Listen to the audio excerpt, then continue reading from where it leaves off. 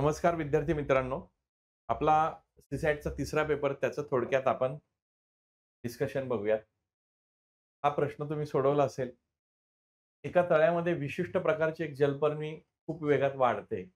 ही जलपर्णी आदल्या दिवशी जेवढा तळ्याचा पृष्ठभाग व्यापते, त्याच्या दुप्पट तळ्याचा पृष्ठभाग दुसऱ्या दिवशी व्यापते.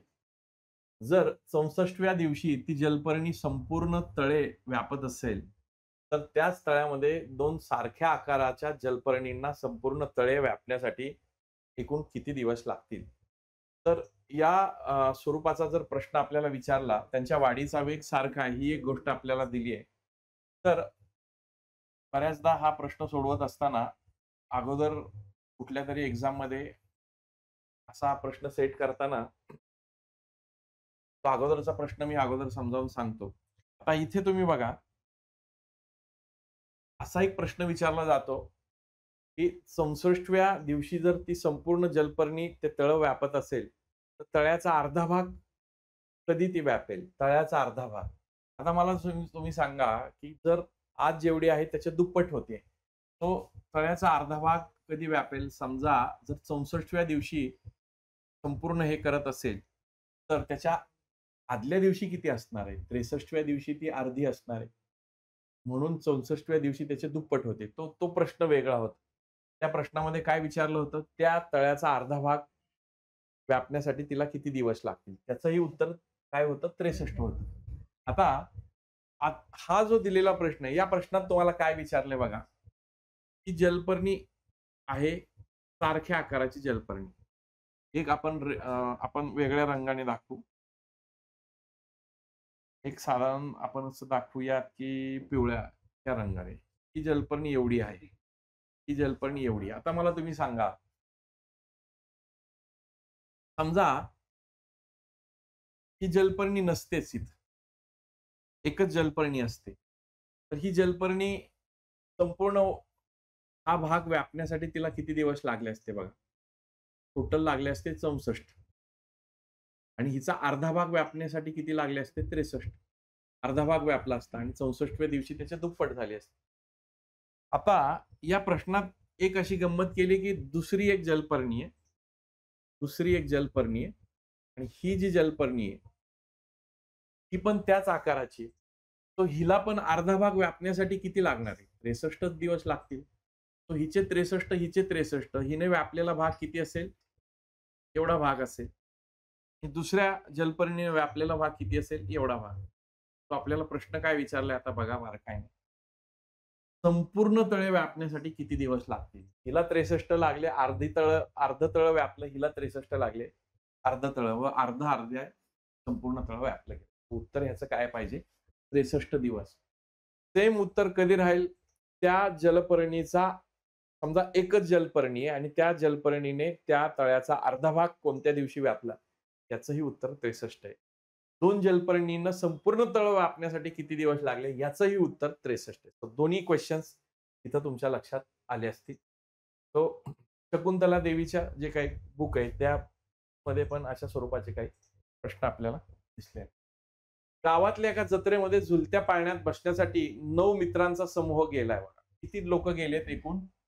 9 लोक गेले. आणि पहिल्या खेपेला लेक्चरमध्ये पहिल्या खेपेला बसण्यासाठी 5च जागा शिल्लक आहेत. हे 5 जागा शिल्लक आहेत. त्या 9 मित्रांमधील सुधीर व शशीला एकत्र बसायचे. दोघं जण आहेत. सुधीर आणि शशी. हे दोघं जण एकत्र बसायचे. मात्र ते वेगवेगळे बसायला तयार नाही. म्हणजे त्याच ह्याच्यात शशीला वेगळं बसायचं आणि सुधीरला वेगळं बसायचं. तर ते तयार नाही. बसले तर एकत्र, अदरवाईज नाही बसणार. अशी ती केस आहे. जर पहिल्या खेपेला पाळण्यात बसण्यासाठी 5 मित्रांची निवड करायची असेल, तर ती निवड किती प्रकारे करता येईल? बघा आता ह्याच्यात 2 केसेस आहेत. या प्रश्नामध्ये गडबडीनं इंग्रजीचं भाषांतर माझ्यापर्यंत पोहोचलं नव्हतं. पण ह्याच्यात काय झालंय, in how many ways a group of 5 friends be selected from these 9 such that Sudhir and Shashi are together. हे अशा पद्धतीचा प्रश्न नव्हता. एकतर ते एकत्र बसतील किंवा एकत्र बसणार नाही. अशा स्वरूपात त्या 5 जणांची निवड करायची 9 पैकी. असा तो प्रश्न आहे. एकत्र बसल्यामुळे इंग्लिश मधला प्रश्नाचं उत्तर वेगळं आणि इकडच्या प्रश्नाचं उत्तर वेगळं असेल. निवड ज्यावेळेस असेल, सिलेक्शन ज्यावेळेस असेल, सिलेक्टेड ज्यावेळेस असेल, त्यावेळेस कॉम्बिनेशनचा कन्सेप्ट आपण वापरतो. ही गोष्ट सगळ्यांनी लक्षात घ्या. कॉम्बिनेशन मधला हा प्रश्न आहे. तर 2 केस आहे. एक तर सुधीर आणि शशी बरोबर असतील. सुधीर प्लस शशी हे दोघं बरोबर असतील. आता 9 पैकी हे दोघं जर ऑलरेडी निवडले गेलेत, 9 पैकी दोघं निवडले गेलेत, राहिले किती? 7. म्हणजे एकतर 5 लोक निवडायचे, बरोबर आहे? 5 लोक निवडायचे. त्यातले हे दोघं, सुधीर आणि शशी हे दोघं तर ऑलरेडी निवडले गेलेत. म्हणजे आता शिल्लक किती राहिलेत? शिल्लक राहिलेत 3. आणि हे 3 किती पैकी? सुधीर शशी बाजूला काढलेत 9 पैकी. 7 पैकी 3 निवडायचे. किती? 7 पैकी 3. कसं लिहितो आपण? 7C3. 7C3 न लिहिणार. तो आता एकतर सुधीर आणि शशी बरोबर असताना आपल्याला ही केस झाली. आता सुधीर आणि शशी बरोबरच नाहीये. ती केस वेगळी राहील. म्हणजे त्यांच्यापैकी एक एकटा बसू शकत नाही. बसले नाही तर ते दोघंही बसणार नाही. म्हणजेच त्या केसमध्ये आता तुमच्याकडे ते दोघं बसत नाहीयेत. म्हणजे 9 पैकी 7च जण आहेत. ते दोघंही बसत नाहीत. म्हणजे ह्या 7 पैकी किती निवडायचेत आता तुम्हाला? 5 निवडायचे. 7 पैकी 5 निवडायचे. सो 7C5 ही एक case no Sudhir and no Shashi म्हणून कन्सिडर करू. 2च केसेस तयार होतील. एक तर ते बरोबर असतील किंवा एक तर ते बरोबर नसतील. बरोबर नसतील वालं हे असेल, बरोबर असतील वालं हे असेल. सो ह्या 2 गोष्टी जर आपण लिहिल्या असतील, ऑर केस आहे, ऑर असेल तर प्लस करतो आपण. ऑर असेल तर काय करतो आपण? प्लस. त्या दोघात बेरीज होईल. सो 7C3 बघा, NCRचा फॉर्म्युला मी लिहून देतो. एन इकडे लिहितो. n factorial upon n minus r factorial into r factorial. तो इथं जर आपण बघितलं तर 7 फॅक्टोरियल, 7 मायनस 5 येईल 2 फॅक्टोरियल इंटू r फॅक्टोरियल म्हणजे 5 factorial plus 7 factorial as it is divided by 7 minus 3 म्हणजे 4 फॅक्टोरियल आणि इंटू गुणाकार आहे r फॅक्टोरियल म्हणजे 3 फॅक्टोरियल. सो 7 फॅक्टोरियल म्हणजे किती? 7 इंटू 6 इंटू, आता हे 5 आणि 5 कॅन्सल होतील. सो 7 इंटू 6 एवढंच येईल इथं.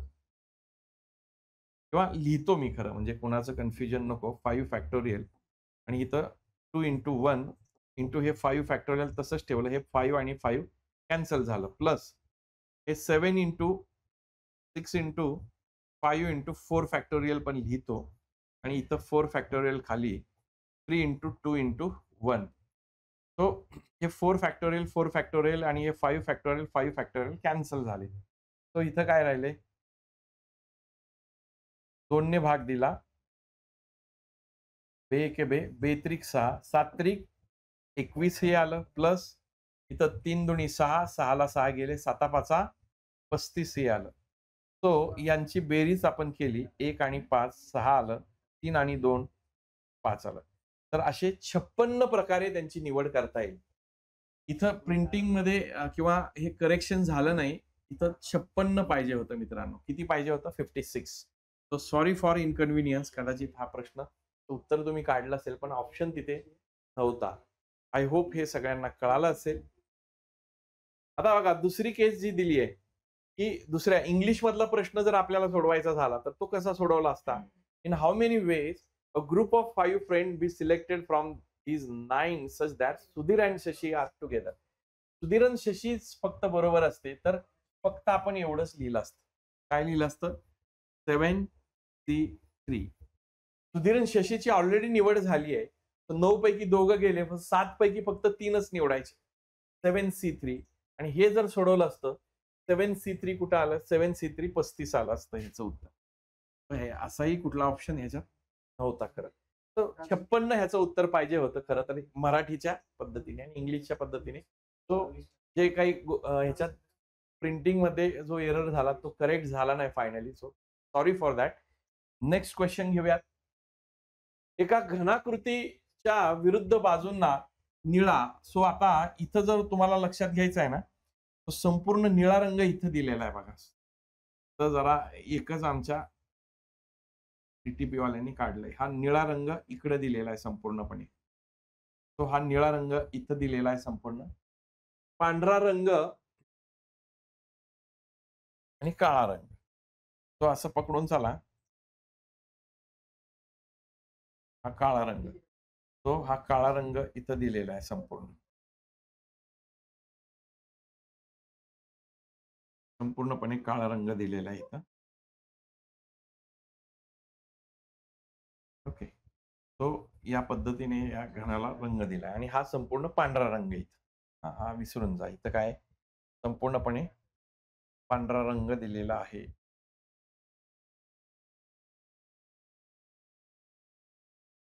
संपूर्ण ही पांढरी बाजू, निळी बाजू, पांढरी बाजू. सो अपोजिट बाजूला, विरुद्ध बाजूला. सो इकडची बाजू पण पांढरी असणार आहे. या बाजूची पांढरी. खालची बाजू पण काय असणार आहे? निळी असणार आहे. ह्याच्या खालची निळी. ह्याच्या अपोजिट जी बाजू आहे पाठीमागची ती काय असणार आहे? काळी. तो अपोजिट बाजूला काळा रंग, इकडे पांढरा रंग आणि इकडे निळा रंग. असं तो घन आहे. आणि आपल्याला दिलंय की या घनाकृतीमध्ये काय केलेलं आहे की 24 लहान-लहान घनामध्ये कापले आहे. 64 सॉरी. तो 64 घनामध्ये कापला, तर रंग नसलेले कोणत्याही बाजूला रंग नसलेले ठोकळे काढायचे. तो रंग असलेला हा जर बाजू काढली आपण इकडची, ही बाजू काढली आपण. ही अशा स्वरूपाची आहे बघा. ही बाजू काढली. एक संपूर्ण एक बाजूला काढून फेकून दिला. इकडचा पण फेकून तो इथं जर आपण बघितलं तर कोणता किती तयार बघा हे निळा रंग फक्त मी जरा लक्षात यावं म्हणून मी बाजूला काढतो. बाजूला काढून दिली तर बारकाईने जर आपण चेक केलं तर हा भाग बाजूला निघून जाईल, हा भाग पण बाजूला निघून जाईल. इकडचा काढायचा हा भाग पण निघून जाईल, हा भाग पण निघून जाईल. लक्षात येतंय? तो हे सगळे बाजूचे काढले आणि एक वरचा भाग पण काढून फेकून दिला. एक खालचा भाग पण काढून फेकून दिला. म्हणजे आता वास्तविक पाहता हा पण गेलाय आणि इकडचा हा पण गेलाय मागचा. ओके. इकडचा पण त्याच पद्धतीने आपण बाजूला फेकून. आता रंग नसलेले मी तुम्हाला फक्त दाखवतो. रंग नसलेले. कुठल्याही ह्याला रंग नाही. ते मला वाटतं ह्या रंग बघा. इथले ते आतले असतील बघा इथले. तर ते आतल्या बाजूचं कुठले असतील? ये. म्हणजे इकडचे 4 आणि इकडचे 4. 4 आणि 4 किती यायला पाहिजे? 8 उत्तर येईल. किती? 8 उत्तर येईल. कोणत्याही बाजूला रंग नसलेले जे घन आहे, ते एकूण आत येतील. तिन्ही कोपऱ्याला घन असलेले समजा तिन्ही बाजूला रंग आहेत असे जर काढायचे झाले, तर या केसमध्ये काय काढायचं की 8 कोपरे असतात. प्रत्येक कोपऱ्यावरचा घनाला तिन्ही बाजूला रंगायचं. सो 8 त्याचं उत्तर येतं. ओके. आणि मग याच पद्धतीने आपण काढू शकतो. फक्त एकाच बाजूला असणारे किती? इकडचे 4, इकडचे 4, 6 24. बरोबर ना? म्हणजे इथं एकाच बाजूला रंग असणारा हा मधलाच असणार आहे. दोन्ही बाजूला रंग असणारे कुठले येणार? 1, 2. जेवढ्या बाजू आहेत त्याला गुणिले काय करायचं? कडा आहेत. 12 कडा आहेत. 12 ने गुणायचं. या पद्धतीने आपण काढू शकतो. पुढचा प्रश्न घ्या. प्रतिपादन काय दिलंय बघा. एकही देश राज्य नाही. तो एकही देश काय राज्य नाही. हे वेगवेगळं काय. तो हे आहे तुमचं देश. हे आहे तुमचं राज्य. तो आणि दुसरं दिलंय प्रतिपादन. काही देश जिल्हे आहेत. काही देश जिल्हे. सो जिल्हे असणारे देश हा भाग झाला. काय आहे? जिल्हे आहेत. काही देश काय आहेत? जिल्हे आहेत. ओके. काही देश जिल्हे आहेत. राइट?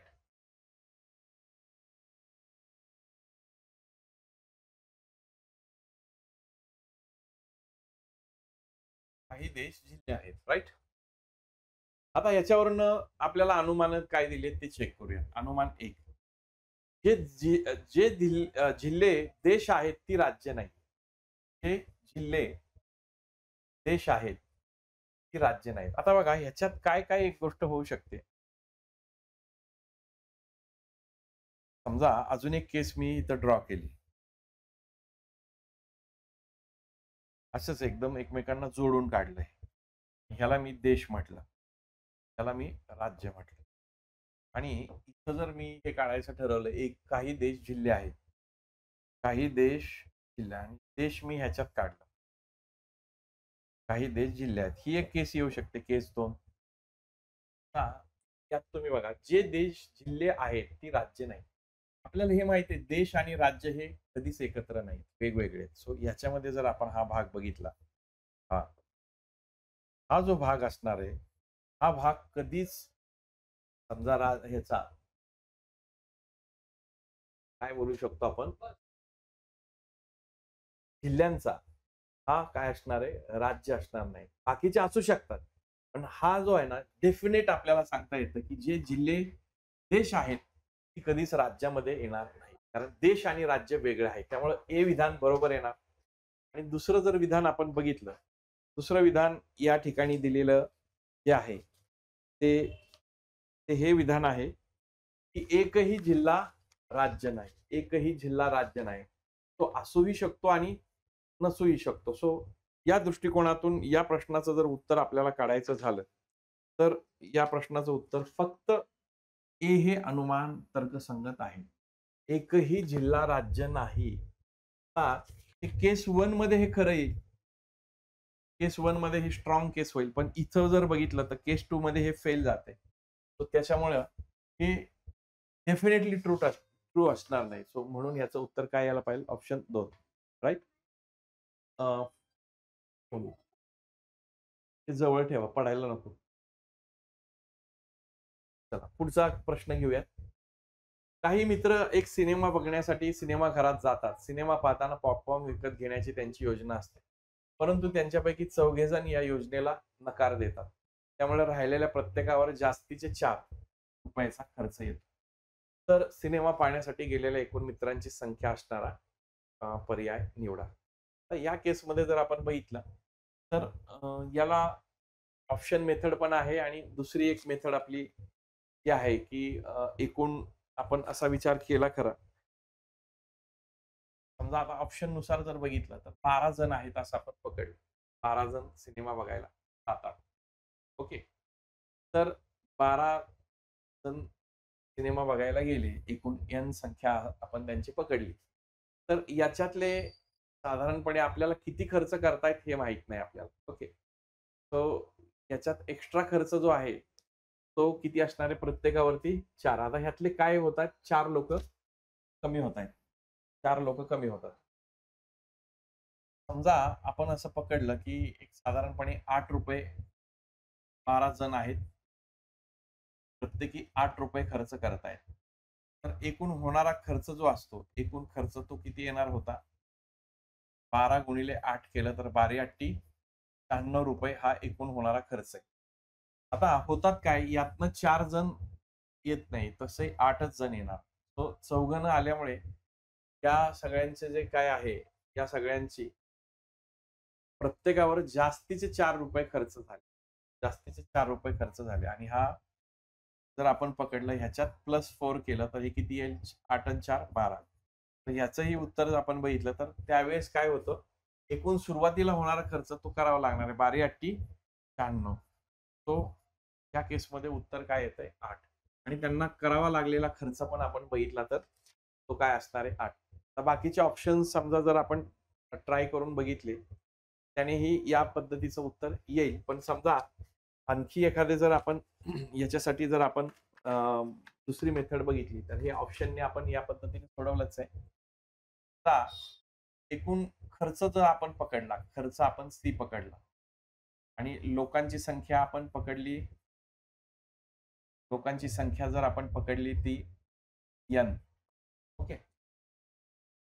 तो होणारा एकूण खर्च जर आपण काढला असता, एकूण खर्च आपण काढला असता, तर काय आला असता?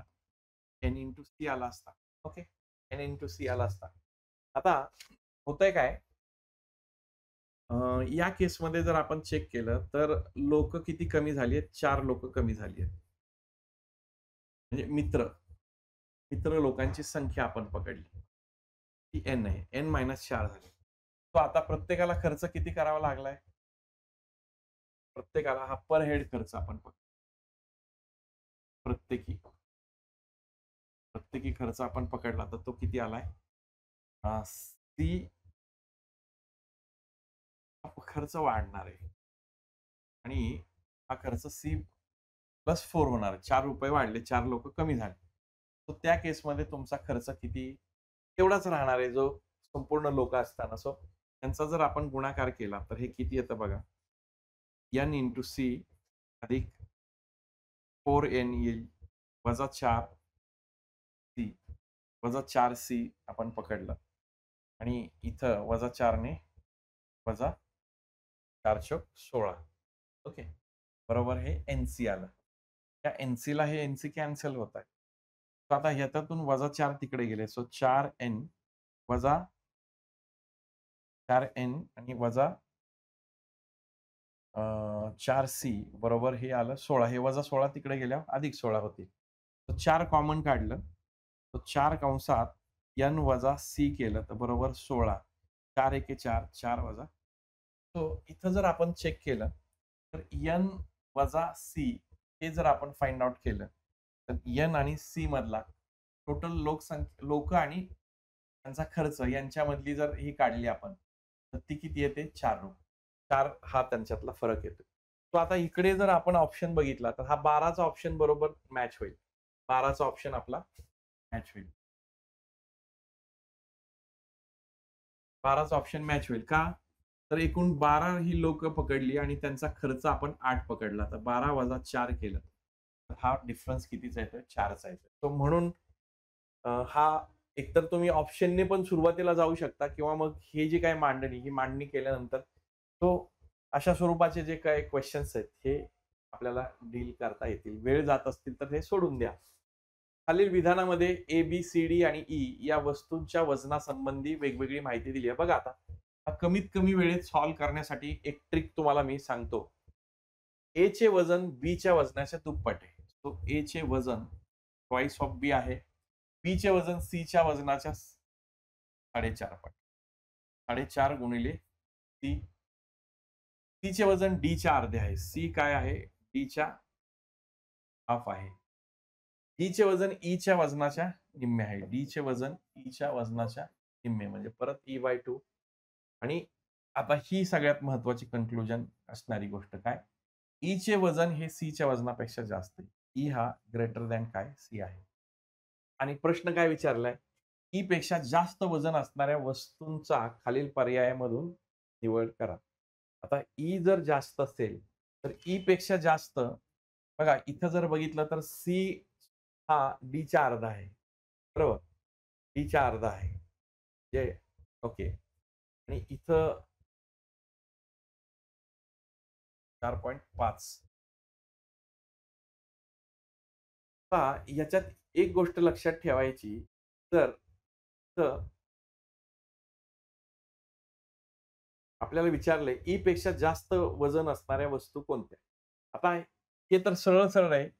ई पेक्षा जास्त वजन कोणाचं असणार नाही. कारण ई चे वजन सी च्या वजनापेक्षा जास्त आहे. म्हणजे हा ऑप्शन गेला. ओके.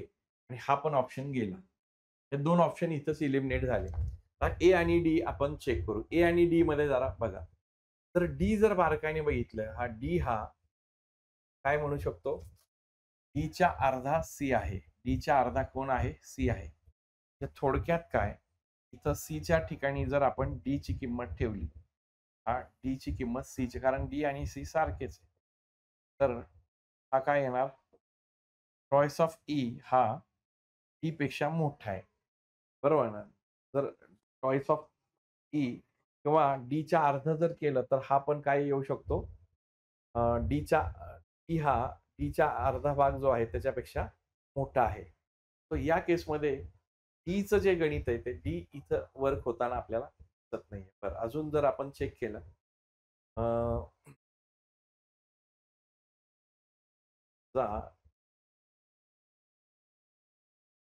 इथं तुम्ही काय करा सी ची एखादी व्हॅल्यू तुम्ही इमॅजिन करू शकता इथं.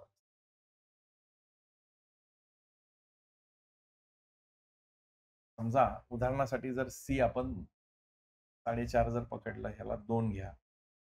समजा सी 2 घेतला. सी ची व्हॅल्यू 2 घेतली तर बी त्या केसमध्ये किती येईल? 4.5 गुणिले बी येईल. हा 9 असेल तर ए किती येईल? 18 येईल. सी या केसमध्ये 2 असेल तर डी किती येईल? हा 4 येईल. डी हा 4 येईल. ओके. आणि इथं आपल्याला दिलंय जर हा 4 असेल, डी तुमचा 4 असेल, तर ई किती येईल? हा 8 असेल. तर या केसमध्ये आपल्याला हे लगेच दिसतंय, की ई जो आहे हा ई पेक्षा लहान आहे. म्हणून हा पहिला पण ऑप्शन गेला. आता इथेच आपल्याला स्ट्राईक करता आलं असतं, की हा जो आहे, ई हा डी पेक्षा मोठा आहेच आहे. तो जास्त कॅल्क्युलेशन किंवा इतर गोष्टी न बघता पण आपल्याला मार्क करता आला असता. ऑप्शन नंबर 3 या केसमध्ये मोठा आहे. ऑप्शन 3 हे तुमचं उत्तर असेल. ओके. पुढे बघा. हा पण अतिशय चांगला प्रश्न आहे बघा. Consider triangle rectangle PQRS. PQRS आपण कन्सिडर करूया. ओके. तर QX जर पकडली आपण, PQच्या किती आहे? 1/3 आहे. म्हणजे हा जर टोटल 3 भाग पकडला, हा 3 भाग पकडला. त्यातला हा एक भाग आहे, हा एक भाग आहे, हा एक भाग आहे. म्हणजेच काय टोटल 3 भाग आहे. PQ जर आपण पकडला तर हा 3 भाग आहे. आणि QX काय असणार आहे? या PQच्या 1/3 असणार आहे किंवा 1/3 असणार आहे असं मी लिहितो. 1/3 पकडलंय. तर हा जर तुमचा 3 असेल, हा तुमचा 3 असेल. 3 गुणिले 1/3 केलं तर अल्टिमेटली 1 येणार आहे. म्हणजे हा एक भाग आहे. लक्षात येते हा जर एक भाग असेल, तर आता आपल्याला अजून काय दिलंय आणि इथं थोडीशी जरा प्रिंटिंग मिस्टेक अजून झालेली आहेच आहे. ही सेंटीमीटर स्क्वेअर. ऑप्शन बघून तुमच्या लक्षात आलंच असतं की सेंटीमीटर स्क्वेअर आहे. आणि हा जो टोटल RQX हा जो ट्रायंगल आहे, ह्याचा जो एरिया दिलाय, हा एरिया किती दिलाय? 40 सेंटीमीटर स्क्वेअर. हा संपूर्ण भाग 40 सेंटीमीटर. आता तुम्ही इमॅजिन करा, आपल्याला काय विचारलंय? PQRS चं क्षेत्रफळ निवडा. मी जर असा इथं एक लंब टाकला, दुसरा एक इथं एक लंब टाकला आणि ही एक बाजू अशी जॉइन केली, ही पण बाजू अशी जॉइन केली. तर हे आणि हे सारखं, कारण हे अंतर सारखं आहे. माझ्या ड्रॉइंगमध्ये हे सारखं जरी नसेल आलं, तर हे अंतर सारखं आहे. म्हणजे हा 40 झाला, हा 40 झाला, हा 40 झाला, हा 40 झाला, हा 40. वेगळं कॅल्क्युलेशन करत बसू नका. कारण हा आयत आहे. आयताचा हा कर्ण असेल, तर हा अर्धा आणि हा अर्धा असणार. म्हणून या डायग्रामकडे जाऊ नका. ह्या डायग्राममध्ये थोडंसं हे असेल. पण कारण हा जर 1 असेल, हा 1 असेल, हा 1 असेल, तर बरोबर एक एक हे सारखेच असणार. हे 40 असेल, तर हा 40 चा. सो या सगळ्यांची बेरीज करावी लागेल. 1, 2, 3, 4, 5, 6. 6 भाग आहेत 40 चे. सो 40 गुणिले 6 केलं. 6 चोक 24. 240 सेंटीमीटर स्क्वेअर. संपूर्ण रेक्टेंगलचं काय असायला पाहिजे? क्षेत्रफळ असायला पाहिजे मित्रांनो. So option number 4. व्हिज्युअलायझेशनचंच मेथड इथे वापरा. भूमितीचे काही कन्सेप्ट इथं मी अप्लाय केले की ह्याचं लगेच ठीक आहे. पुढच्या प्रश्नाकडे जाऊया. गहू बार्ली हा CRचा क्वेश्चन आहे. टिपिकल रिझनिंगचा क्वेश्चन आपल्याला विचारला जातो. गहू, बार्ली व इतर धान्यामध्ये आढळणारे एक प्रथिन ग्लुटेन हे जर लहान आतड्यांनी शोषून घेण्यात असमर्थता दाखवली, की सेलियोक नावाचा आजार होतो. समजा ग्लुटेन आहे. ते ग्लुटेन जर शरीराने शोषलं नाही, आतड्यांनी पार्टिक्युलरली, तर सेलियोक आजार होतो. तो सेलियोक जो असणार आहे, तो आजार होतो. अशा वेळी शरीराची प्रतिकारशक्ती हानिकारक प्रथिन समजून ग्लुटेनवर हल्ला करतात. तो ग्लुटेनवर हल्ला करण्यासाठी शरीर त्याची शक्ती घालवतं.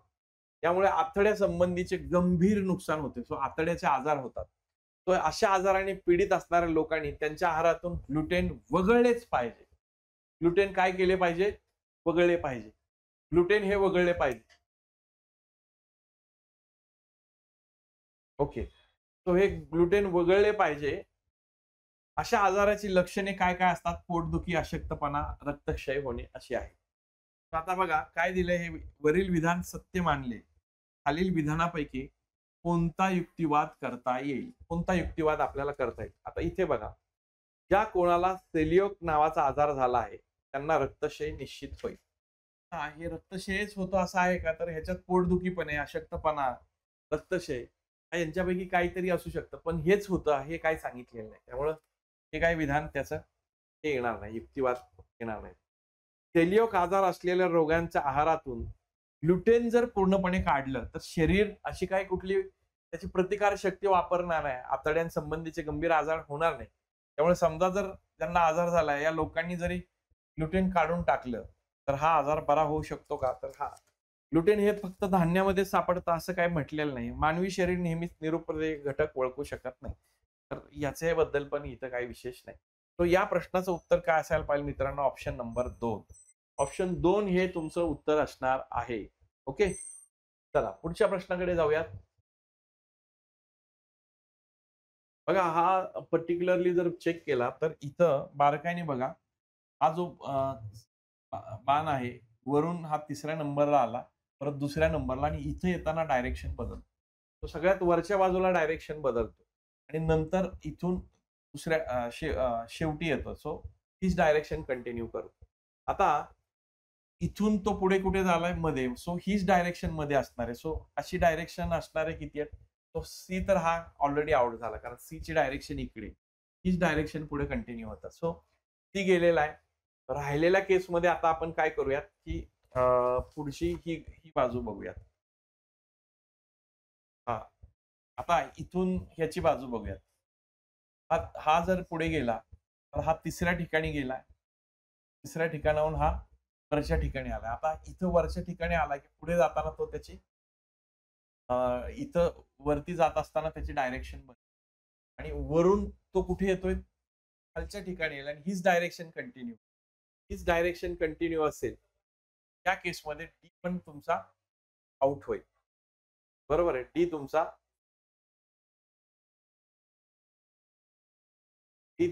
आउट झालाय. तो डी तुमचा आउट झालाय. आता राहिलेल्यापैकी हा एक बघूयात. इथं हा भाग बघा. वरून खाली आलो. खालून आता हा वरती जात असताना इकडची बाजू जाईल. ओके. तर मात्र आणि वरच्या बाजूला काय होईल याची डायरेक्शन बदलेल. याची डायरेक्शन बदलायला पाहिजे आणि ही बदललेली डायरेक्शन कुठे दिसते आपल्याला? हेच तर आपण चेक बी मध्ये दिसते. मित्रांनो बी त्याचं उत्तर असेल. ऑप्शन नंबर बी. बी असणारा ऑप्शन कुठे दिलाय ह्याच्यात? 2 मध्ये दिलाय. डायरेक्शन्स त्याच्या कुठे कुठे नेमक्या बदलतात हे आपल्याला नोटीस करावं लागेल. ओके. हा प्रश्न बघा सगळ्यांनी सोडवायचा प्रयत्न. तळ्यामध्ये वाढलेले एक विशिष्ट प्रकारचे शेवाळ नष्ट करण्यासाठी कीटकनाशके फवारणे गरजेचे आहे. कारण हे शेवाळ सॉलोमन नावाच्या माशाच्या मृत्यूचे कारण बनत आहे. कीटकनाशक फवारले की सॉलोमन नावाचा मासा मरतो. वरील युक्तिवाद खालील विधानाच्या संदर्भात अभ्यासा. विधान 1. फवारले जाणारे कीटकनाशक हे तळ्यातील इतर वनस्पतींना देखील मारते आणि पाण्यातील ऑक्सिजनची पातळी कमी होईल, जे इतर जलचरांसाठी धोकादायक. समजा ते कीटकनाशक मारलं तर शेवाळ तर मारेलच, पण बाकीचं पण इतर घटक वनस्पती जे आहेत ते मेल्यामुळं त्यांचा जो काही आहे त्यांच्या डिग्रेडेशनसाठी ऑक्सिजनची डिमांड वाढेल. बीओडी वाढतो त्याने आणि त्यामुळे काय होतं? बाकीच्यांना ऑक्सिजन मिळणार नाही इतर जलचर. सो एक सॉलोमन वाचवण्यासाठी आपण बाकीचे जलचर धोक्यात टाकतोय. सो हे एक विधान आपल्याला महत्वाचं आहे. दुसरं, तळे असणाऱ्या शहरापासून 500 किलोमीटर दूर असलेल्या शहरातून संबंधित कीटकनाशक विकत. आता हे लांब आहे, मग एवढ्या लांबून कुणी आणायचं काय असं? तर आता बघा, मला सांगा जर युक्तिवाद काय दिलाय वरचा, आपल्याला काय करायचंय? युक्तिवाद कमकुवत होतोय का चेक करायचंय. म्हणजे वरती हे तुम्ही काय कीटकनाशक फवारा हा युक्तिवाद आहे. का तर सॉलोमन मरायला लागले. हा युक्तिवाद आहे. या युक्तिवादाला कमकुवत काय होतोय का हा बघा. विधान 1 व 2 हे वरील युक्तिवादाला कमकुवत करीत आहे. विधान 1 करेल, पण हे 2 तेवढं हे आहे का? लांब आहे म्हणून मग कीटकनाशक फवारायला ते काय एवढ्या लांब कुणी जा वगैरे. अशी ही गोष्ट इथं नाही. त्यामुळे विधान 2 त्याच्यात येणार नाही. त्यामुळे पहिला ऑप्शन तर ड्रॉप झाला. दुसरा, विधान 1 हे युक्तिवादाला कमकुवत करतं. वरच्या युक्तिवादाला नक्कीच कमकुवत करेल. कारण कीटकनाशकामुळे इतर जर काय मेले, वनस्पती वगैरे त्याचा मृत पावल्या. त्यामुळे इतर जलचर पण त्याच्यात काय होऊ शकतात? धोकादायक स्थितीत येऊ शकतात. म्हणून विधान 1 हे कमकुवत करते. विधान 2 चा युक्तिवादावर परिणाम होत नाही. येस. तर हे त्यातलं बेस्ट चॉईस आहे. विधान 2 हे त्याला आधार देतंय, आधार नाहीच देत, कमकुवतच करतंय किंवा विधान 1 व 2 दोन्ही युक्तिवादाला कमकुवत करीत नाही. तर हे पण काय बसणार नाही. सो तुमचं उत्तर काय असायला पाहिजे? ऑप्शन नंबर 2 हे तुमचं उत्तर असेल. ओके. फक्त 1 त्याला कमकुवत करतं.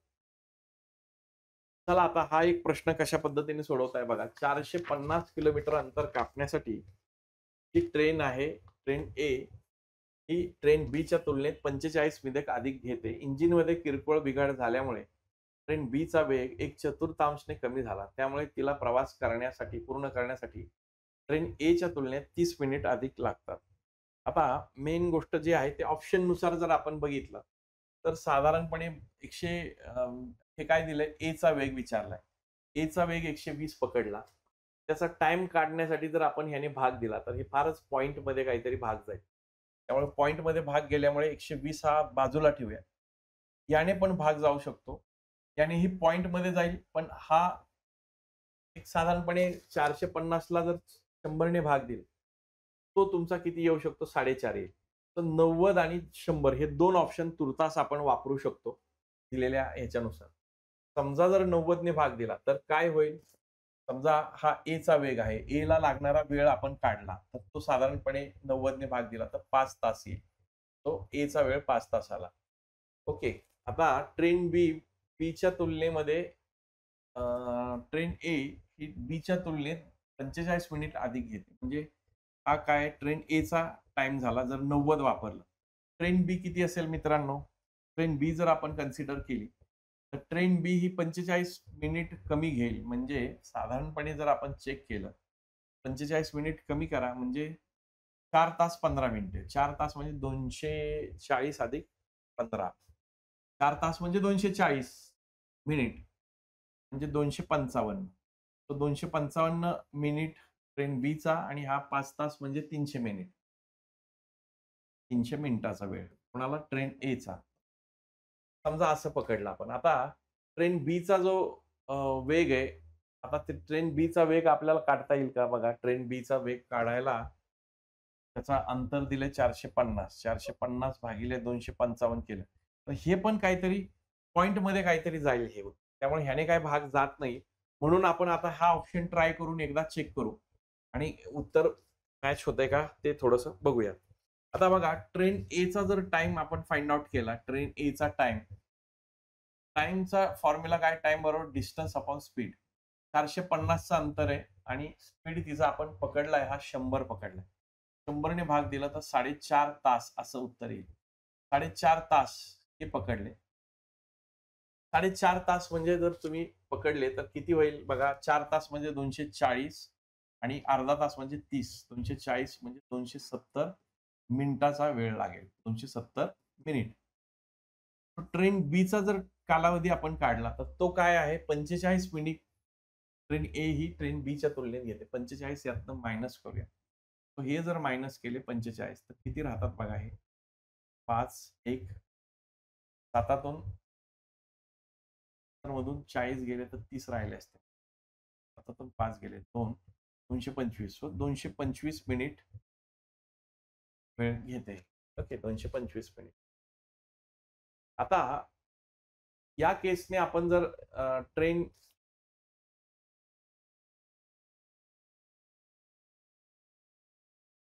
ट्रेन बीचा स्पीड फाइंड आउट करू. ट्रेन बीचा स्पीड जर फाइंड आउट करायचा प्रयत्न आपण केला, तर तो किती येईल? 450. स्पीड बरोबर काय असतं? डिस्टन्स अपॉन स्पीड बरोबर अगेन डिस्टन्स अपॉन टाईम असतो.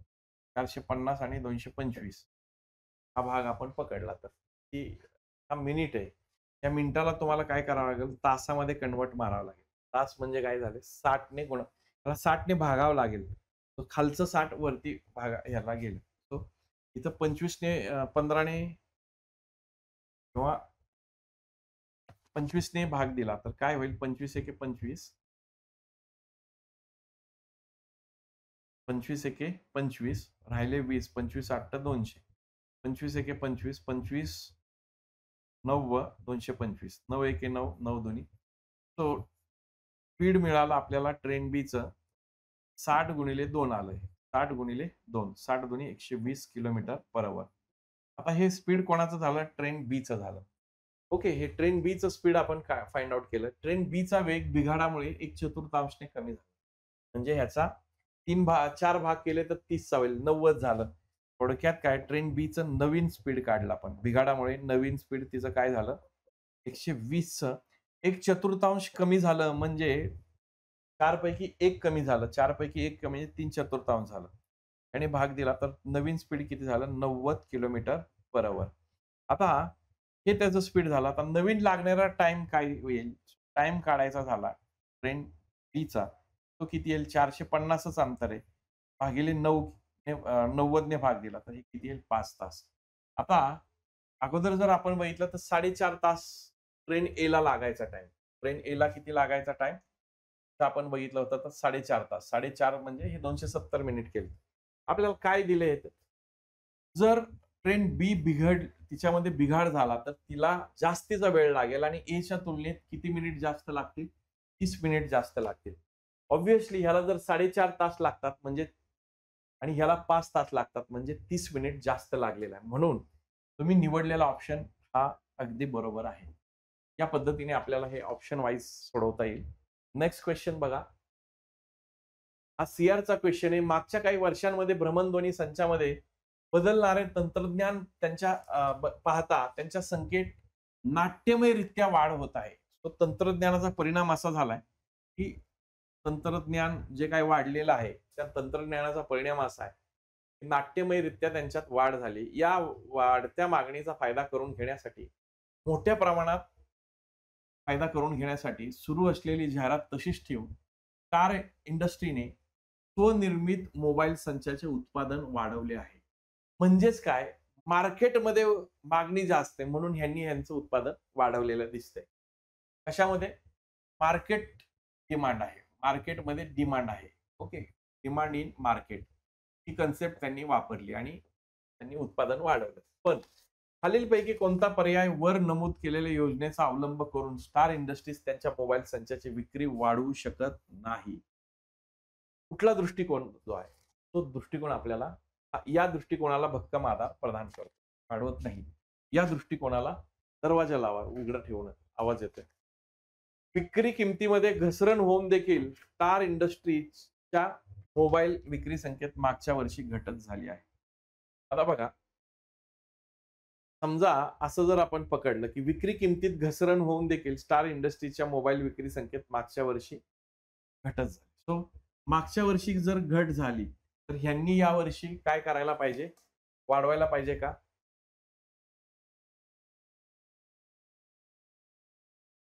विक्री किमतीत त्यांच्या काय झाली? किंमत कमी झाली. विक्री किमतीतच त्यांची घसरण झालेली आहे.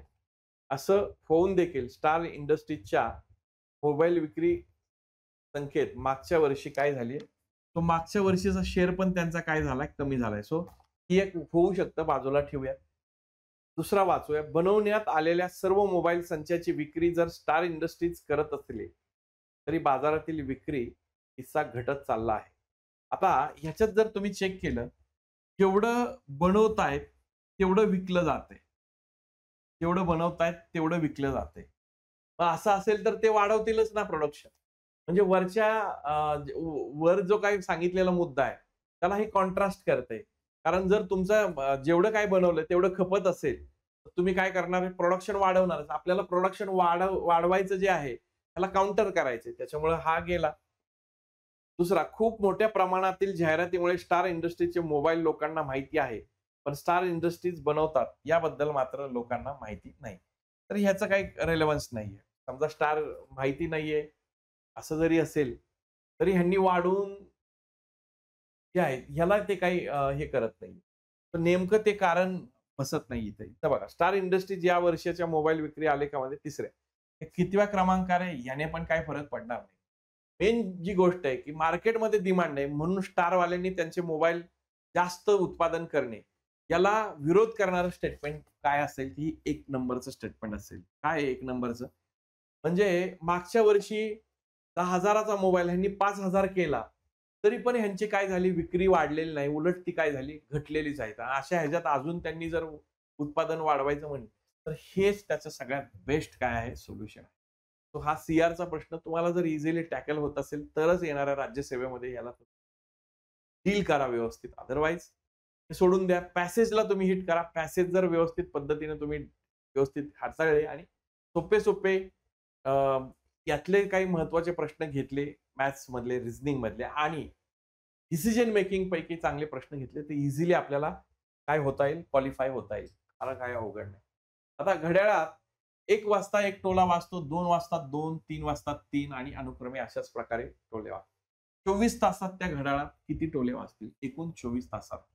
आता ह्याच्यात गडबड काय होते, आपल्याला असं डोळ्यासमोर चमकायला लागतं, की अरे हां, 1 ते 24, 1 ते 24 ची बेरीज करायची का? लागोपाठ क्रमगत संख्यांची बेरीज. क्रमगत संख्यांची बेरीज आणि ती करून मोकळी होतो आणि आपण ते उत्तर जरा चुकीचं काहीतरी मार्क करतो. तसं नाहीये.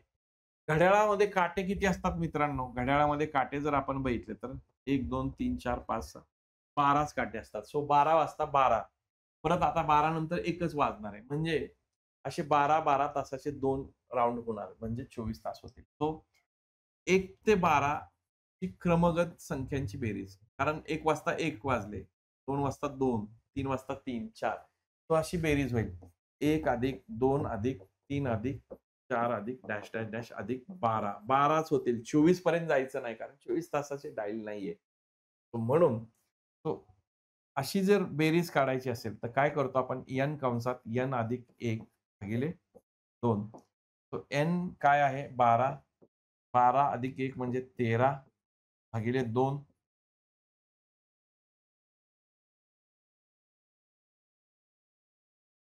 हे 6 येईल 13 78.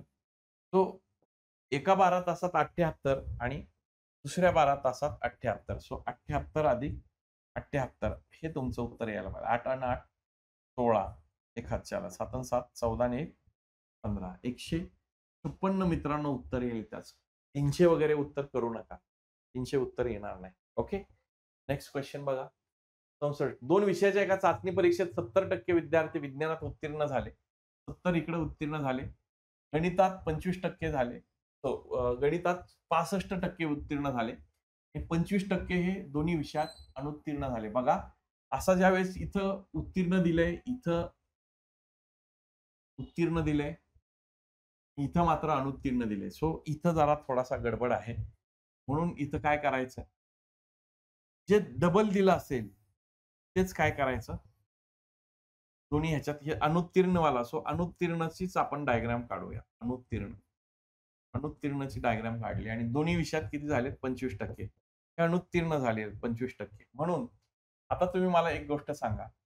70% कुठला विषय? विज्ञान. विज्ञानात 70% काय होतात? उत्तीर्ण म्हणजे पास होत आहेत. अनुत्तीर्ण म्हणजे नापास. नापास किती होतील मग? ते 30% होतील. दुसरा विषय कुठला? गणित. गणितात किती? 65% उत्तीर्ण आहेत. उत्तीर्ण किती होतील? 35. तर हे नापास म्हणजेच काय? अनुत्तीर्ण. तो अनुत्तीर्णची ही डायग्राम आहे. कारण मधला भाग हा अनुत्तीर्ण दिलाय. सो मधल्या भागासारखं करून घेतला. अनुत्तीर्ण हा विषय तुमचा काय पकडा? गणित पकडा. हा विषय गणित आणि इकडचा विषय जर पकडला तर हा काय येतो? विज्ञान. हा विज्ञान पकडा. तो विज्ञान जर टोटल पकडला तर हा आहे 30. 30 पैकी 25 इथं आहे. तर खाली किती राहिले? 5. आणि इकडे जर आपण पकडले, इकडे काय आहेत? गणितात अनुत्तीर्ण झालेले किती आहेत?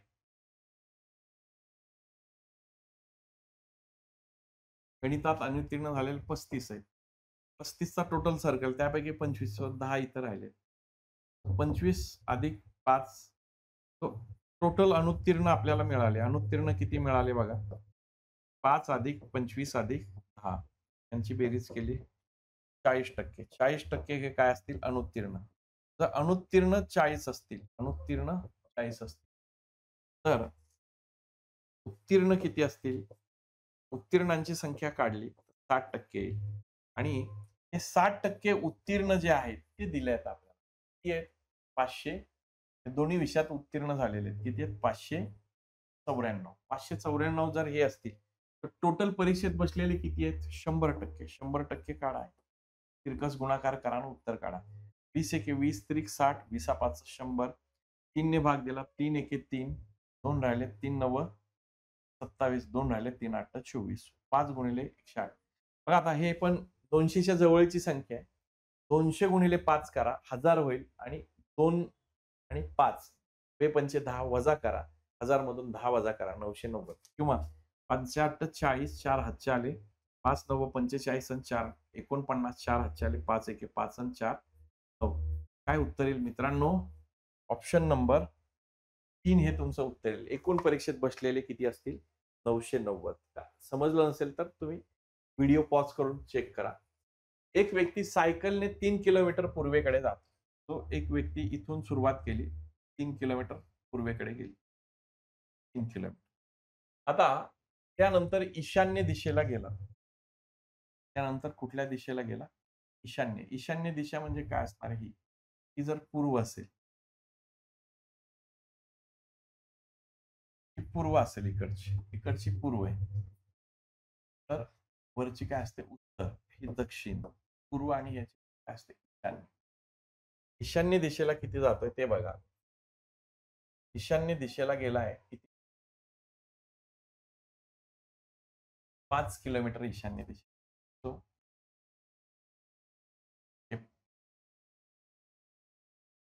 5 किलोमीटर. नंतर 8 किलोमीटर दक्षिणेला जातोय. आता बघा, जर दक्षिणेला जात असेल तर हा 90 डिग्री तयार झाला आणि इकडे तुम्ही इमॅजिन करा,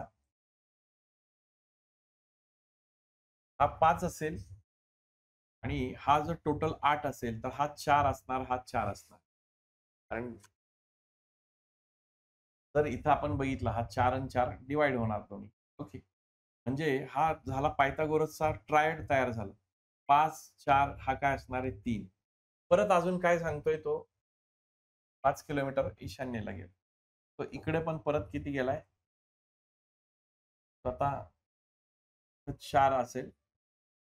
इथून तो 5 जातोय. सो 5 गेल्यानंतर तो याच ठिकाणी येईल. हा 4 असेल, हे 5 असेल तर ऑब्व्हियसली हे काय असणार आहे 3.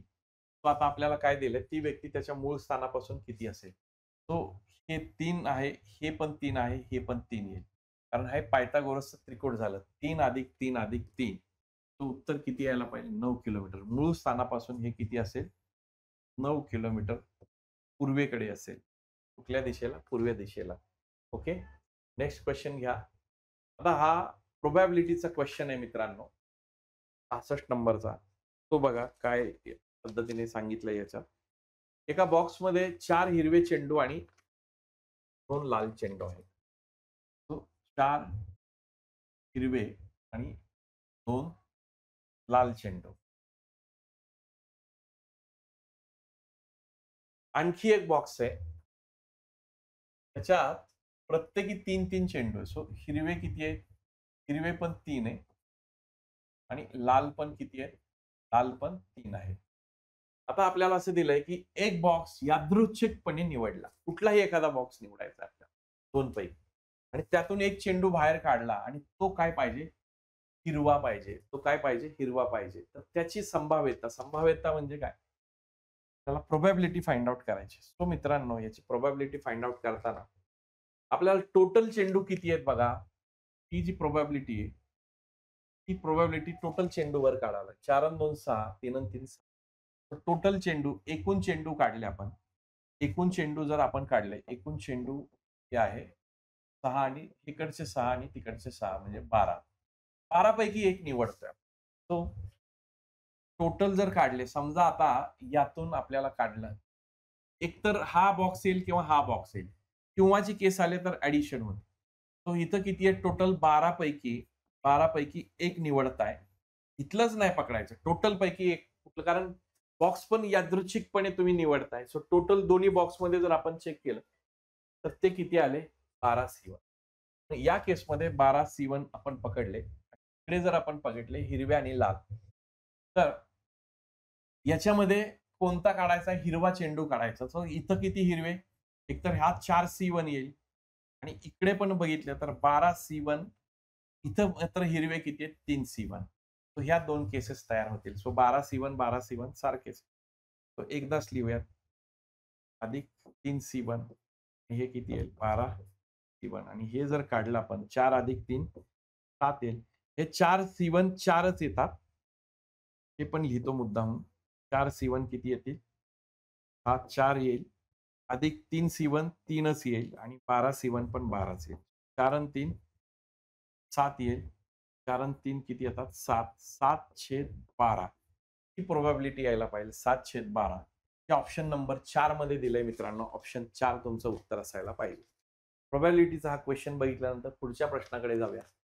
4 पाईप अनुक्रमे 78, 104, 117, 169 लांबीचे आहेत. जर हे पाईप सारख्याच लांबीमध्ये कापायचे असले, तयार होणाऱ्या पाईपचा तुकडा जास्तीत जास्त लांबीचा, ज्यावेळेस जास्तीत जास्त लांबी म्हणतात, त्यावेळेस HCF असतो तो. काय काढायचा? मसावी काढायचा असतो. तो ह्याचा मसावी जर आपण चेक केला, तर हा बारकाईने बघा 78 आहे, 104 आहे, 117, 169 हे कशाच्या पाड्यात आहे? ऑब्व्हियसली 13च्या पाड्यात आहे. सो ह्याचा 13च काय येणार? मसावी. चेक केला आपण 78, 104, 117 आणि 169.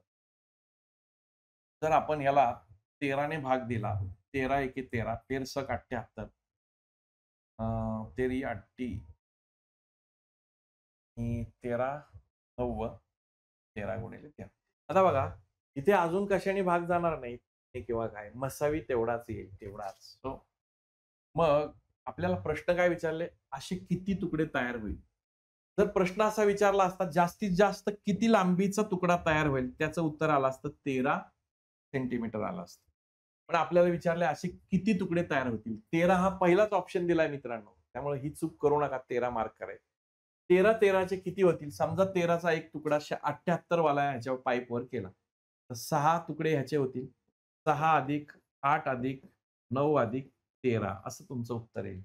बघा बरं काय उत्तर येतंय? 6 आणि 8 6 आणि 8 केले 14. 14 आणि 9 14 आणि 9 जर आपण बघितले 23 होतील. 23 आणि 13 23 आणि 13 जर पकडले येतील 36. 36 पाईपचे तुकडे तयार होतील. सो बारकाईने बघा 13 उत्तर मार्क करू नका. उत्तर काय यायला पाहिजे? 13चे असे किती पाईप तयार होतील? उत्तर असायला पाहिजे 36. बघा हा एक बघा आता इथून पुढे सुरुवातीचे काही प्रश्न नक्कीच तुमचे वेळ खाऊ होते. पण पुढचे काही प्रश्न जिथे तुम्हाला वेळ तुम्हाला वाचवता येऊ शकतो अशा स्वरूपाचे प्रश्न आपल्याला बघायचे. बरं आकृती X मध्ये आता इथे थोडासा तुमचा कन्फ्युजन होण्याची शक्यता आहे. बघा काय होईल याच्यात?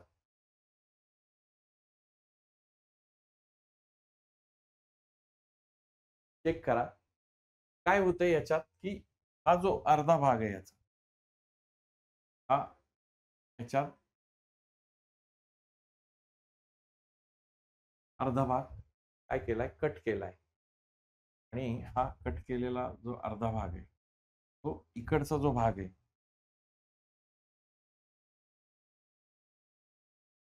हाच भाग इथं दाखवलाय. हा जो वरचा भाग आहे तो खाली आलाय. वरचा भाग हा खाली आला. तो हा इकडचा भाग, इकडचा अर्धा भाग. तो याच पद्धतीने हा अर्धा कट केला. वरचा भाग खाली येईल. तो हा ए वर्क होतोय. इकडे जर चेक केला आपण, तर ह्याचा अर्धा भाग केला. हा इकडचा उजव्या हाताचा भाग घ्यायचा म्हटला. उजव्या हाताला तर हा तिरका रेष आहे. त्यामुळे हा बी पण आउट झाला. इथंही चेक करा उजव्या हाताला ही उलटी बाजू येते. उलटी बाजू. इकडची डाव्या हाताची बाजू ती नाही चालत. आणि इकडे जर आपण चेक केलं, इकडे पण अर्ध केलं, तर हा वेगळाच भलता काहीतरी होतोय. सो याच्यात एकच उत्तर आलंय.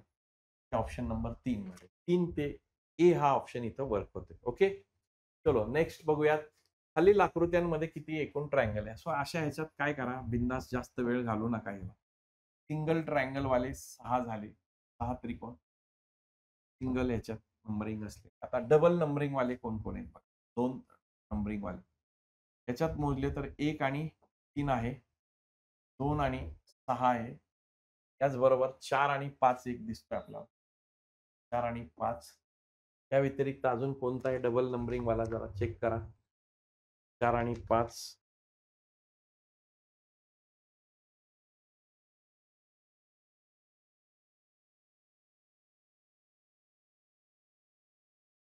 एक 2 पकडलाय आपण. हां, 1 2 माझ्या मते पकडायचा राहिला. 1 3 पकडलाय. 1 2. तो 1 आणि 2 वाला 1 होईल. ओके. आता 3 एकत्र असलेले ट्रायंगल आपण डील करू. 3. 1 3 4 2 6 5 2 6 5 याच्या व्यतिरिक्त काय आहे का अजून? नाहीये. आणि संपूर्ण सगळे घटक असणार आहे. संपूर्ण 6 घटक एकत्र केलेले किती आहेत? हा एकच तयार होईल. मोजा बरं किती? हे 6, 7, 8, 9, 10, 11, 12 आणि हा 13. तो मित्रांनो याचे एकूण किती ट्रायंगल तयार व्हायला पाहिजे? 13. हे 13 त्याचं उत्तर असेल असणार. नेक्स्ट क्वेश्चन कडे जाऊया. चला 70 नंबरचा प्रश्न आपण बघू.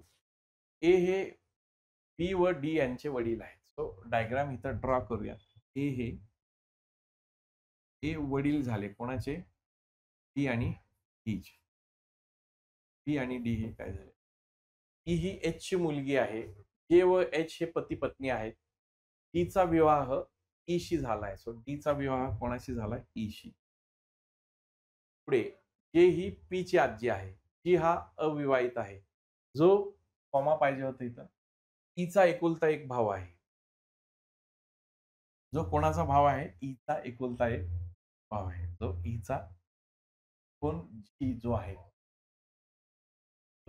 एकुलता एक भाऊ. तो त्या दोघांचा भाऊ. ई आणि ई मध्ये विवाह झालाय. पुढे बघा परत आपण मागे येऊ. ईचा विवाह ई शी झालाय. ए व बी. ए हे बी व डी यांचे वडील आहे. ओके. बी व डी यांचे वडील आहे. ई ही एच ची एकुलती एक मुलगी आहे. म्हणजे ही झाली मुलगी. ही मुलगी झाली तर हा काय झाला? ओके एकुलते एक आणि हिचा एकुलता एक भाऊ आहे. ही तर भाऊ पकडलाय आपण. तो जी भाऊ झाला. आणि हिचा हिच्याशी विवाह झाला म्हणजे हा झाला जेंट्स. ओके. पुढे काय दिलंय? जे ही पी ची आजी आहे. ही कोण आहे माहित नाही आता. जे व एच हे पती पत्नी आहे. जे आणि एच पती पत्नी आहे. ही कोणाची मुलगी आहे? ओके. ही मुलगी आहे. तो जे आणि एच हे लिहूया. जे आणि एच या दोघांचं लग्न झालं. आता याच्यात नवरा कोण नवरी कोण माहित नाही किंवा पती कोण पत्नी कोण माहित नाही. ओके. जे ही पी ची आजी झालं ना. जे ही पी ची आजी आहे. तो एच काय झाला? आजोबा झाले. पुढे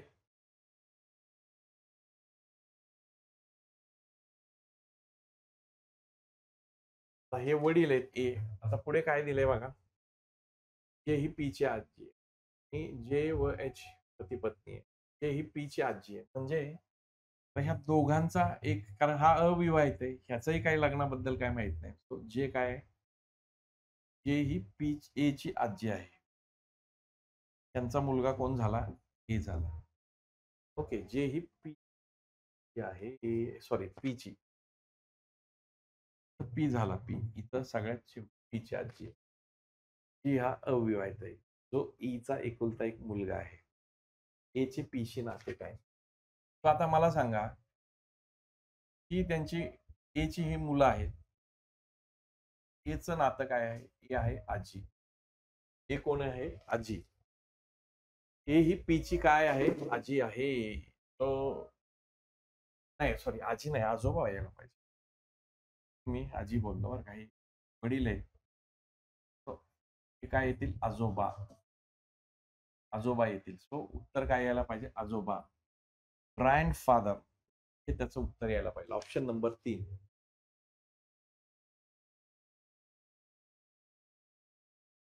पुढचा प्रश्न बघा. एका पूर्व पश्चिमेतर रस्त्याच्या दुतर्फा PQRSTO यांची घरे समोरासमोर आहेत. सो असा रस्ता आहे. ठीक आहे. पूर्वेकडून पश्चिमेकडे समजा ही पूर्व बाजू काय असणार आहे? पश्चिम. पूर्वेकडून पश्चिमकडे जाताना क्यू आणि आर यांची घरे उजव्या हाताला लागतात. तो क्यू आणि आर हे वरच्या बाजूला आहे. क्यू आणि आर वरच्या हाताला. आता समोरासमोर आहेत. समजा इथं एक असेल, इथं एक असेल आणि इथे एक असेल. याच पद्धतीने त्यांची समोरासमोर घरं असणार आहेत. कोणाची कुठे हे मात्र माहित नाही. क्यू आणि आर वरती आहेत. पी चे घर डाव्या बाजूला आहे. सो पी खाली असणार आहे. टी व यू यांची घरे रस्त्याच्या विरुद्ध बाजूला असली तरी समोरासमोर. तो टी आणि यू हे समोरासमोर नाही. टी आणि यू हे कदापि समोरासमोर नाही. आर व यस यांची घरे एकमेकांच्या घरासमोर आहेत. आर आणि यस, तो यस खाली झाला. ओके, यस खाली झाला. क्यू व आर वर झाला आणि यस खाली झाला. इथे तुम्ही चेक करा काय पुढे. कोणत्याही बाजूने गेले तरी टीचे घर शेवटी लागत नाही. म्हणजे टी इकडं नाहीये, इकडं नाही, टी मध्येच आहे कुठेतरी. मध्येच टी आहे. म्हणजे टी इकडं मध्येच कुठेतरी असणार आहे. आयदर टी इथं असेल किंवा इकडं असेल. हे लक्षात ठेवायचं. क्यूचे घर पीच्या घरानंतर लागते. क्यूचे घर पीच्या घरानंतर लागते. याचाच अर्थ काय? पी आणि ही जर असेल तर मला लगेच याचा रेफरन्स लागला. पीच्या घरानंतर म्हणजे यू पी नंतर इकडे कुठेतरी आहे. यू पी नंतर कुठेतरी आहे. म्हणजे याचा अर्थ काय की यू हा पी नंतर आहे. म्हणजे यू मध्ये असू शकतोय का? तर नाहीये. यू च्या अपोजिट टी आहे. म्हणजे टी फिक्स झाला. यू जर खाली असेल तर टी इकडे वरती असणार आहे. म्हणजे यू इथं असू शकत नाही.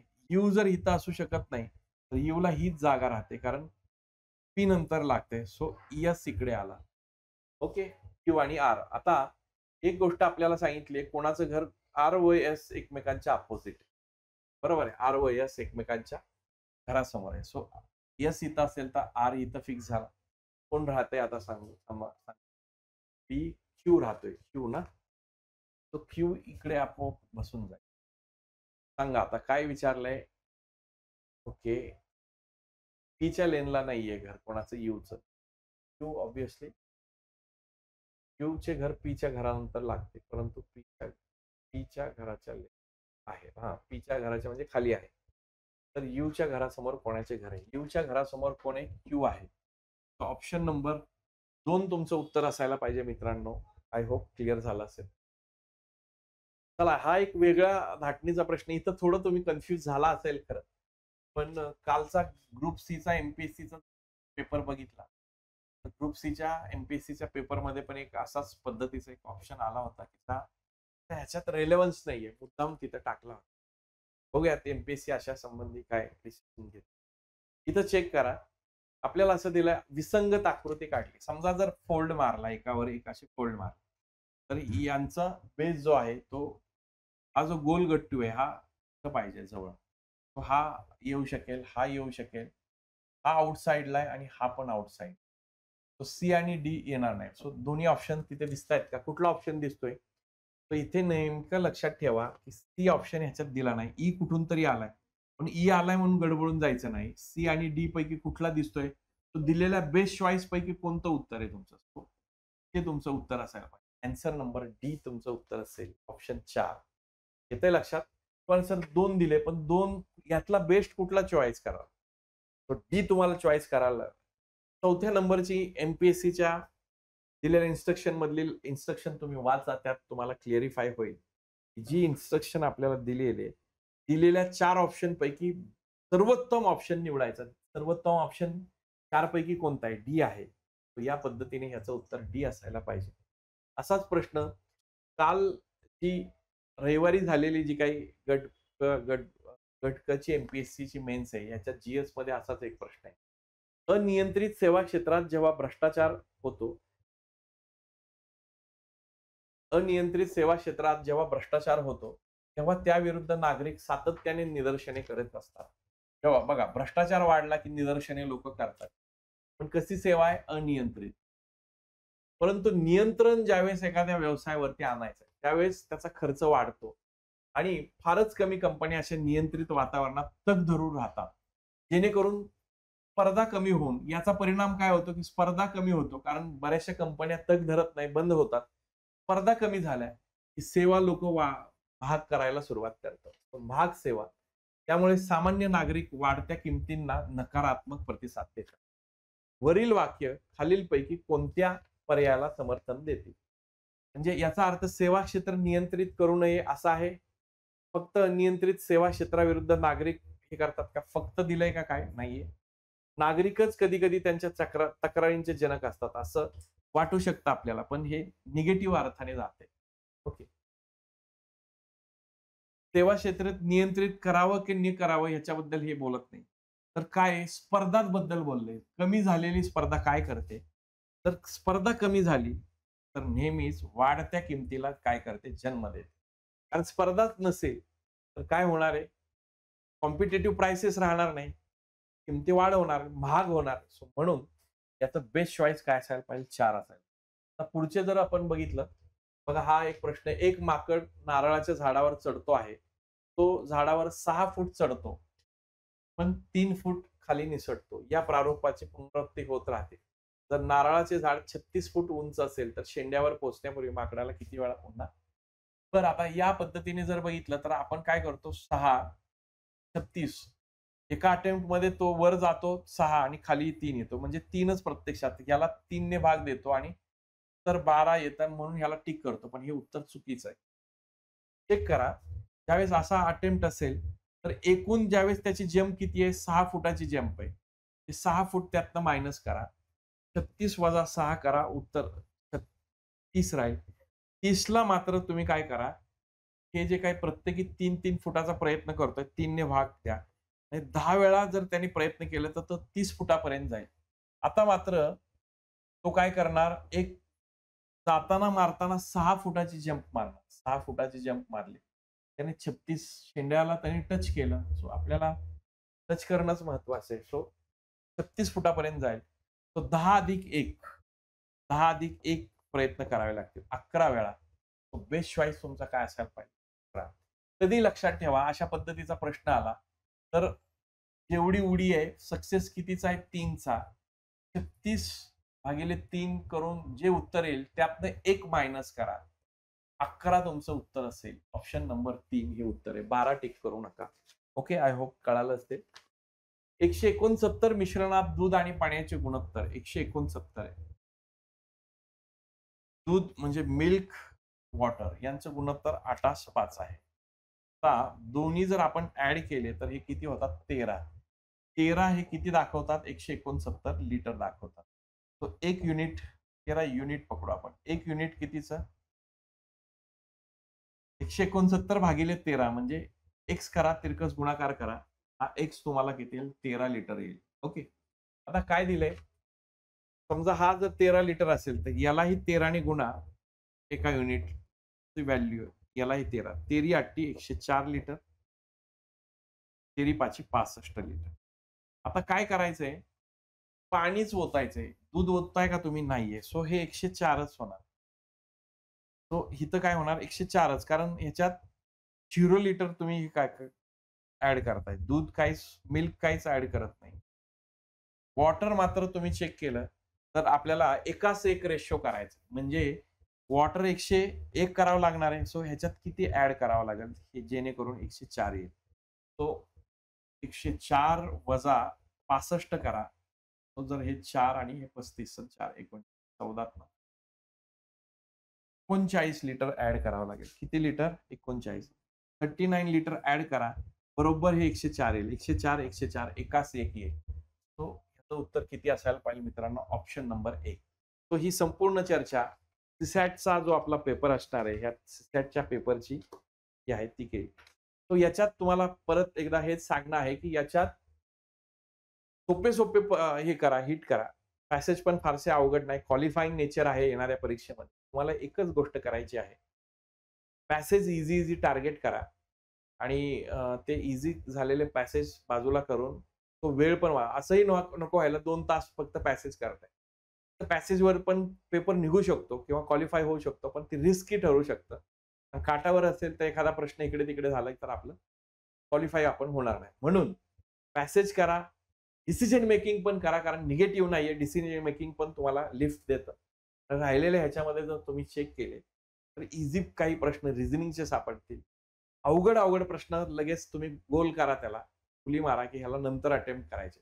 ईझी टार्गेट करा. आरामात हा पेपर निघेल. तो येणाऱ्या पुढच्या रविवारच्या पेपरसाठी माझ्याकडून खूप खूप शुभेच्छा. All the best. काही अडचण असेल तर ॲडमिनला संपर्क करा. माझा नंबर घ्या. मी तुमची अडचण दूर करेल. Thank you very much.